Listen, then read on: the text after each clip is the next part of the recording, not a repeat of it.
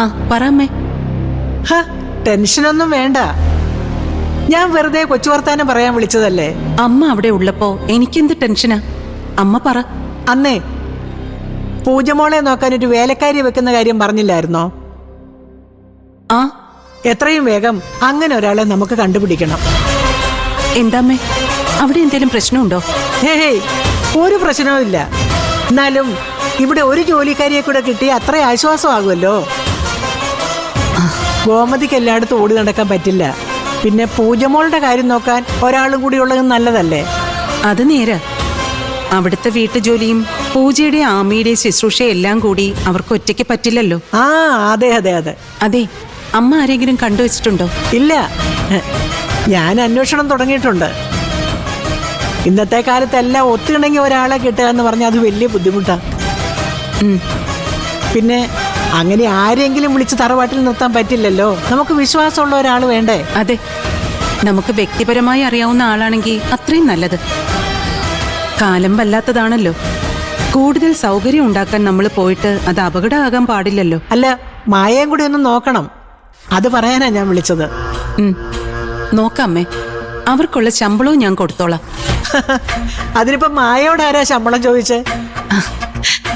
അതൊക്കെ ഞാൻ ചെയ്തോളാം. മോള് ഒരാളെ കണ്ടെത്തി പറഞ്ഞാൽ മാത്രം മതി, ബാക്കിയൊക്കെ എനിക്ക് വിട്ടേക്ക്.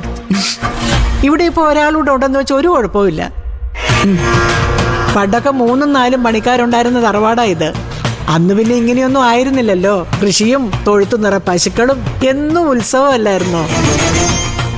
ശരി മോളെ, തിരക്കല്ലേ, ഞാൻ ബുദ്ധിമുട്ടിക്കുന്നില്ല. അയ്യോ, എനിക്ക് ഒരു ബുദ്ധിമുട്ടും ഇല്ലമ്മേ. എന്നാലും അതല്ലല്ലോ, ഞാൻ പിന്നെ വിളിച്ചോളാം. ശരി അമ്മേ. ഓ ശരി.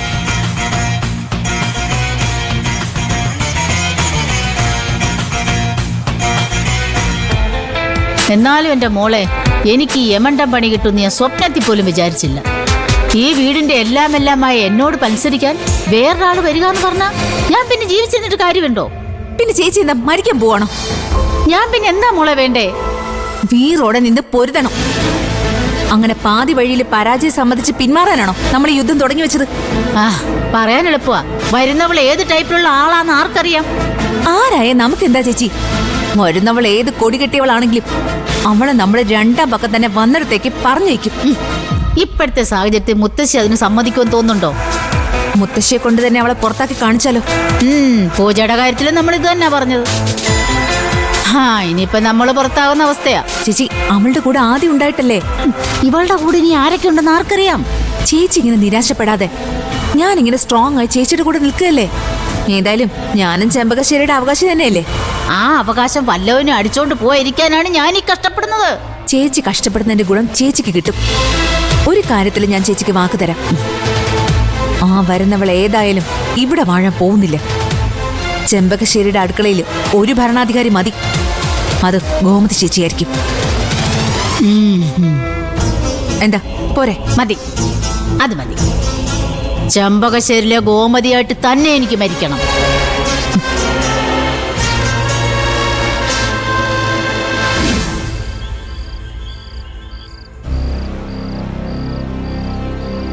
ശരിക്കും എന്താ പൂജ ആമി ചേച്ചിയുടെ പ്രശ്നം? പ്രശ്നം ചേച്ചി തന്നെ പറഞ്ഞിട്ടുണ്ടല്ലോ. നമ്മുടെ രഹസ്യങ്ങളെല്ലാം ചേച്ചി അറിഞ്ഞു കഴിഞ്ഞു. എന്തോ എനിക്കത് വിശ്വസിക്കാൻ പറ്റുന്നില്ല. എന്തുകൊണ്ട്? അങ്ങനെയാണെങ്കിൽ ചേച്ചി ആ വിവരം മുത്തശ്ശി അറിയിക്കില്ലേ? അതെനിക്കറിയില്ല. പക്ഷെ ചേച്ചിക്കും ഗോമതി ചേച്ചിക്കും ആ വിവരം അറിയാമെന്ന് എനിക്ക് ഉറപ്പുണ്ട്. അല്ലെങ്കിൽ എന്നോട് ഈ പ്രതികാര നടപടി കാണിക്കേണ്ട ആവശ്യമില്ലല്ലോ. ഞാൻ ചേച്ചിക്ക് എന്ത് ദ്രോഹ ചെയ്തത്? എന്നാലും ഈ കാര്യം അവരെ അറിഞ്ഞിട്ടുണ്ടെങ്കിൽ എന്തിനു മുത്തശ്ശിയോട് മാത്രം അവർ ഒളിച്ചു വയ്ക്കുന്നു എന്നാണ് എൻ്റെ സംശയം. അതൊന്നും എനിക്കറിയില്ല. പക്ഷെ ഒരു കാര്യം എനിക്കറിയാം. എന്നെ പുകച്ച് പുറത്ത് ചടിക്കാനാ അവരെ കിടന്ന് കഷ്ടപ്പെടുന്നത്. പക്ഷെ അവർക്കറിയില്ലല്ലോ, ആകാശവും ഭൂമി ഇടിഞ്ഞു വീണാലും ഞാൻ ഈ ചെമ്പകശ്ശേരി തറവാട് വിട്ട് പോയില്ലെന്ന്. സ്വത്തും മുതലും മോഹിച്ചിട്ടല്ല, ഇതിലും സുരക്ഷിതമായിട്ടുള്ള ഒരു സ്ഥലം എനിക്ക് വേറെ കിട്ടില്ലെന്ന് ഉറപ്പുള്ളതുകൊണ്ടാ. ഭൂമി കണ്ടതിൽ ഏറ്റവും വലിയ സൈക്കോ ആയ എൻ്റെ അച്ഛൻ ജീവിക്കുന്ന ആ വീട്ടിലേക്ക് ഞാൻ എന്ത് വിശ്വസിച്ചാ പോവാ? സ്വന്തം എന്ന് പറയാൻ ആകെയുള്ളത് സ്വാമിയങ്ങളും കുടുംബമാ. അവരെ സ്നേഹിക്കുന്നത് എന്നെയല്ല, എന്റെ പണത്തിനെയാണെന്ന് ആദിക്ക് നന്നായിട്ട് അറിയാലോ. പിന്നെ പോകാനുള്ളത് ഭരണത്തിലേക്കാ. അവിടേക്ക് പോകാൻ താൻ എന്നെ അനുവദിക്കുകയില്ല. പിന്നെ ഞാൻ എന്താണോ ചെയ്യാ? സ്നേഹം എന്ന വാക്കിന്റെ അർത്ഥം ഞാൻ മനസ്സിലാക്കി തന്നെ ഇവിടെ തന്നോടൊപ്പം വന്ന ശേഷം. ഈ വീട്ടിലെ ഓരോ മൺതരി പോലും എന്നെ സ്നേഹിച്ചൊരു കാലം ഉണ്ടായിരുന്നു. അങ്ങനെ അല്ലാതായതിന് കാരണം ഞാൻ തന്നെയാണെന്നാണ് ഞാൻ ഇപ്പോഴും വിശ്വസിക്കുന്നത്. ഞാൻ പറഞ്ഞില്ലേ അതെ, എന്റെ ഊഹം ശരിയാണെങ്കിൽ എന്നെ സംബന്ധിക്കുന്ന എല്ലാ രഹസ്യങ്ങളും ആമു ചേച്ചിക്കറിയാം. എന്നിട്ട് എന്നോട് അത്ര വലിയ ദ്രോഹമൊന്നും ചേച്ചി ചെയ്യുന്നില്ലല്ലോ. എങ്ങനെ പുകച്ച് പുറത്ത് ചാടിക്കാൻ നോക്കുന്നല്ലേ ഉള്ളൂ. വേറെ ആരെങ്കിലും ആയിരുന്നെങ്കിൽ ഇത്രയും ക്ഷമാശക്തി കാണിക്കുമായിരുന്നോ? ആ നിമിഷം എല്ലാം വിളിച്ചു പറഞ്ഞ് എല്ലാവരും എല്ലാം അറിയിച്ചെന്നെ ചവിട്ടി പുറത്താക്കില്ലേ?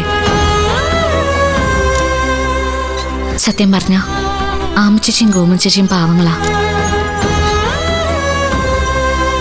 ഈ വീടിനോടുള്ള സ്നേഹം കൊണ്ടാ അവരെ കാട്ടിക്കൂട്ടുന്നൊക്കെ. ആദ്യം തന്നെ പറ, ഈ ഭൂമിയിൽ ഞാൻ എവിടെ നിൽക്കുന്നതിലും സേഫ് എവിടെയല്ലേ?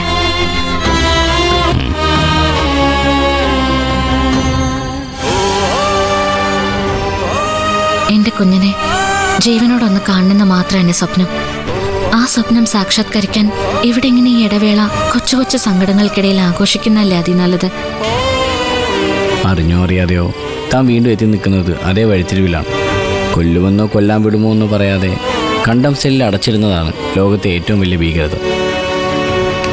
എനിക്കറിയണം എൻ്റെ ജീവിതം തനിക്കൊരു ഇടത്താവളമാണോ എന്ന്. മുട്ട വിരിഞ്ഞ് കുഞ്ഞു പുറത്തു വരുമ്പോൾ പപ്പും പൂടയും കിളിച്ച് അത് ചിറക് വീശി സ്വാതന്ത്ര്യം പ്രഖ്യാപിക്കുമ്പോൾ പുറംകാല കൊണ്ട് തട്ടിപ്പടന്നു പോകാനുള്ള വെറും ഒരു കിളിക്കൂടാണോ തനിക്ക് വീടും ഞാനും എന്ന്? അങ്ങനെ ഞാൻ പറഞ്ഞോ?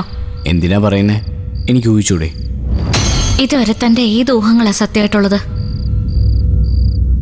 3 വർഷം പ്രണയം മറച്ചുവെച്ച് ഞാൻ തന്നെ മനസ്സ് തിരിച്ചറിയുമെന്ന് കണ്ണു അടച്ച് വിശ്വസിച്ച് ഊഹക്കച്ചവടം നടത്തിയതല്ലേ താൻ? മരണത്തിൽ നിന്നും എന്നെ മടക്കിക്കൊണ്ടുവന്ന് എനിക്ക് കാവലിരുന്ന് എന്റെ മനസ്സ് കീഴടക്കാന്ന് വ്യാമോഹിച്ചവനല്ലേ താൻ? എനിക്ക് വേണ്ടി സ്വന്തം ജീവിതവും കുടുംബവും പോലും ഉപേക്ഷിക്കാൻ തയ്യാറായി നിൽക്കുന്നവനല്ലേ താൻ?